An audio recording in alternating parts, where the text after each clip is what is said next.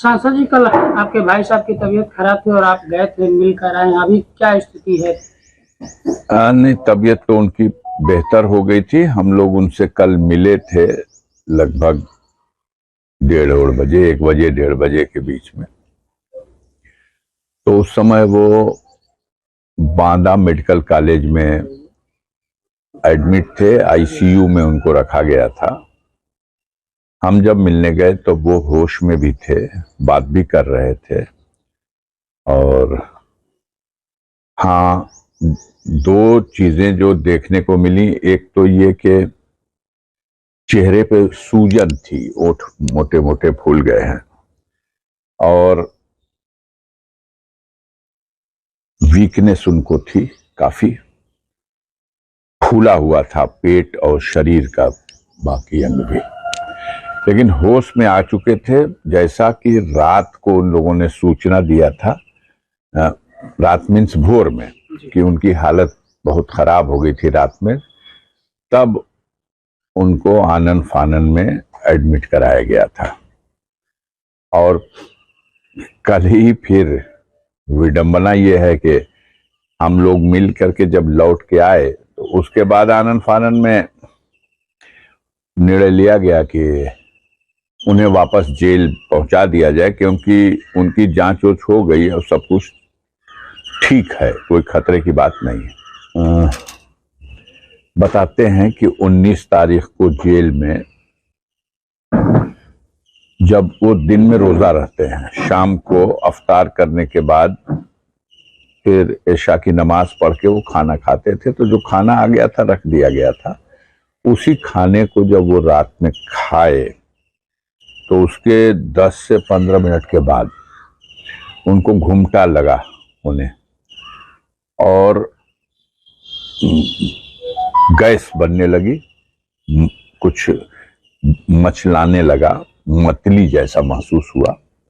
उसके बाद उन्होंने उल्टी कर दी, और उनका कथन था कि काफी उल्टी हुई।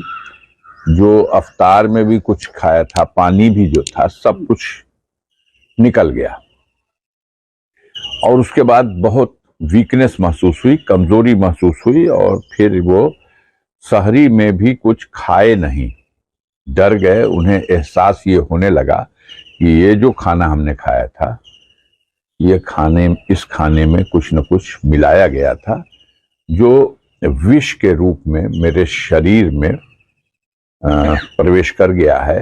उल्टी हो जाने से उसका असर कम तो हुआ, लेकिन कमजोरी बढ़ी, और चक्कर आना, घबराहट होना, पसीना होना, गैस बहुत बनना, ये सारे वो लक्षण उन्होंने बताए।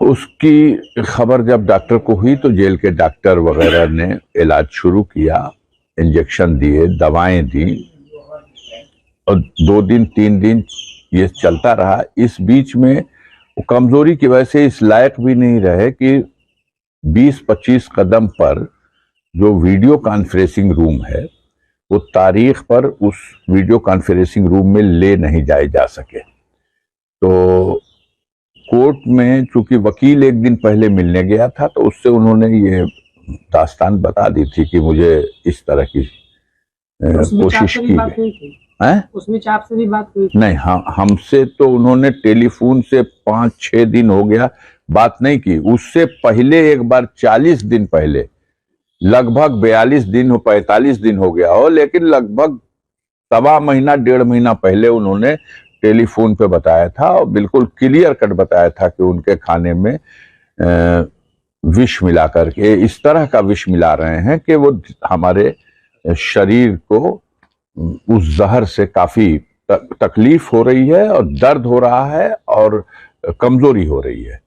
और जब इसकी कंप्लेन उन्होंने कहा कि हमने किया है, हमको रोज इंजेक्शन लगता है, 28 इंजेक्शन लगने के बाद वो उस बार जो विष का असर था वो कम हुआ। वो फोन पे जितनी बार भी बात किए हैं, मेरे पास है उसका रिकॉर्ड।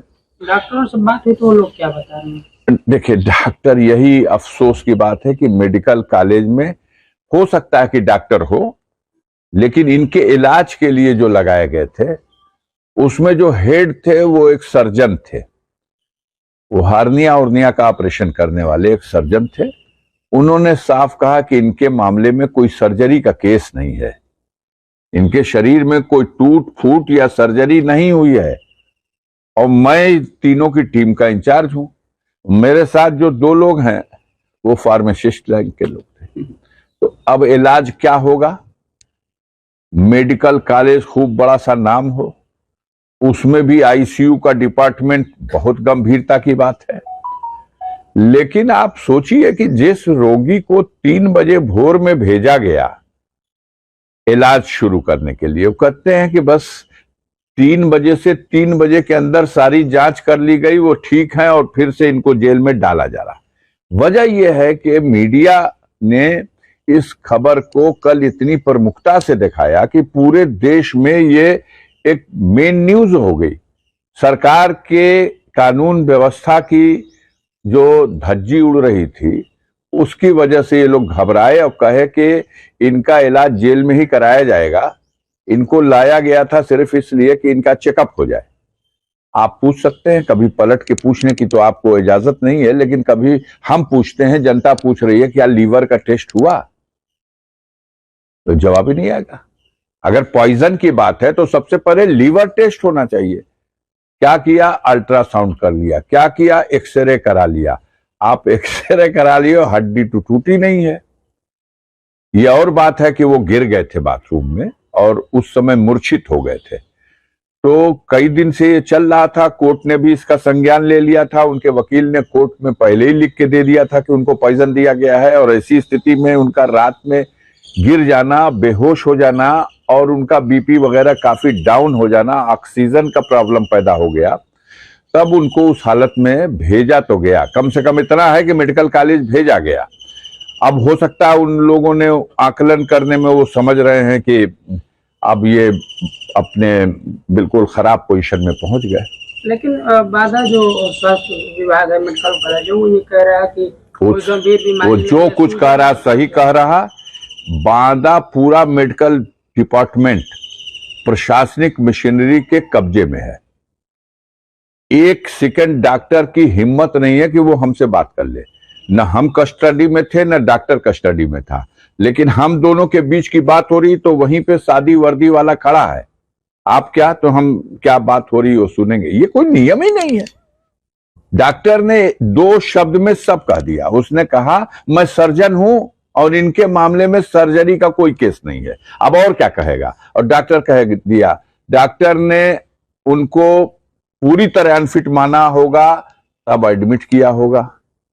एडमिट करने के बाद भी कोई साधारण वार्ड में नहीं, आईसीयू वार्ड में ले जाया गया होगा, जब बहुत ही त्वरित इलाज की जरूरत महसूस की गई होगी। मैंने मेडिकल कॉलेज के प्रिंसिपल से मिलना चाहा, बात करना चाहा, मिले भी नहीं। फोन पे भी बात करने से डर रहे, जहां पूरा एक आतंक मचा रखा है वहां के जो सादी वर्दी और वर्दी वाले लोगों ने। अब इसको आप समझ सकते हैं। मुख्तार अंसारी के छोटे बेटे भी गए थे मिलने, और नहीं मिलने दिया।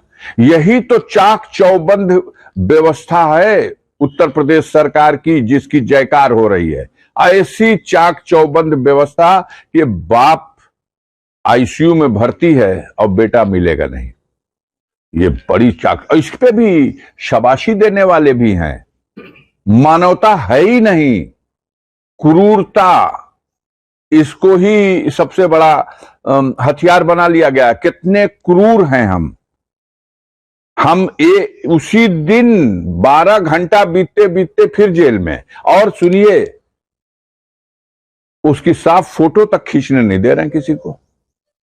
मान ली प्राइवेट आदमी ना खींच सके कैमरा, आप जाइए, पत्रकार, कोई भी पत्रकार जाए, क्योंकि उसकी अगर साफ फोटो खींच के दिखा दी जाएगी तो देश में करोड़ों लोग उसको चाहने, जानने और उसके लिए दुआ करने वाले हैं।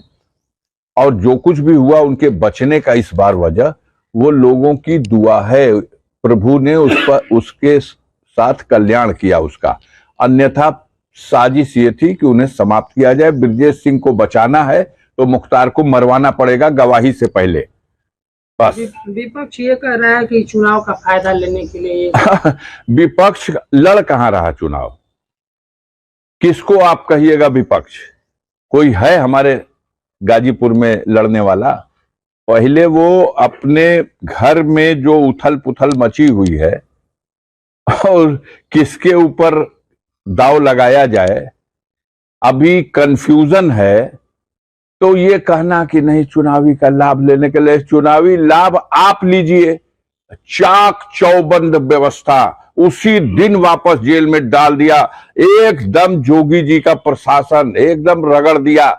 आपको वोट मिलेगा? हिंदुस्तान की जनता, उत्तर प्रदेश की जनता ये बहुत ही संवेदनशील है। देखिए, हम कहना चाहते हैं कि देश की जनता अब भी गुलाम नहीं हो पाई है।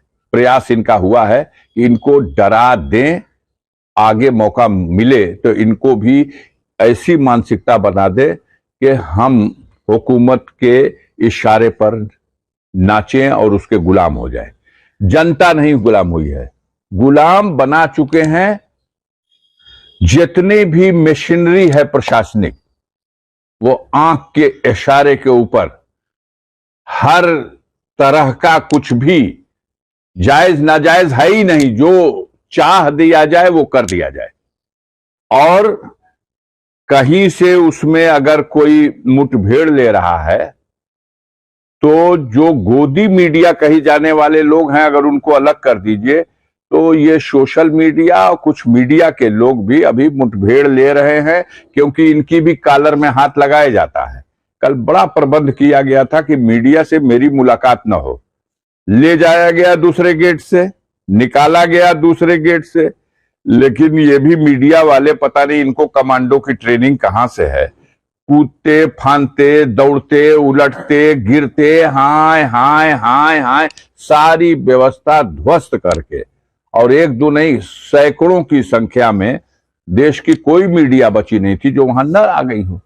वो तो सभी लोग देख ही रहे थे, सब समझ रहे थे, लेकिन जिनके आका ऊपर बैठे हैं उनका मर्जी नहीं है तो कैसे खबर चलेगी? यही खबर चले तो कि उनको जल्दी वापस भेज दिया गया और उनको कुछ नहीं हो गया था। कभी कहा जा रहा ज्यादा खाना खा लेने से वो बीमार हुए, और कभी ये कहा जा रहा है कि उनको रोजा रखने की वजह से, रमजान की वजह से वो बीमार हो गए।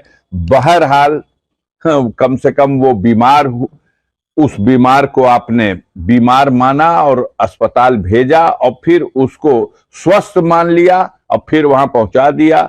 वो आपकी कस्टडी में है, आपको कानूनी अधिकार है। अब माननीय न्यायालय इसका क्या संज्ञान लेता है ये देखने की बात है। वो उनके जो लीगल सलाहकार हैं या जो वकील हैं वो इस सिलसिले में अपनी कार्रवाई करेंगे। हम लोग क्योंकि मिल लिए, देख लिए कि होश में हैं और समझ उनकी रिटर्न आ गई है। हमसे उन्होंने खुद कहा कि हमको भैया जहर दे दिया गया था, लेकिन ऊपर वाले ने बचा लिया, मैं तो मूर्छित हो चुका था, अब मैं होश में हूं।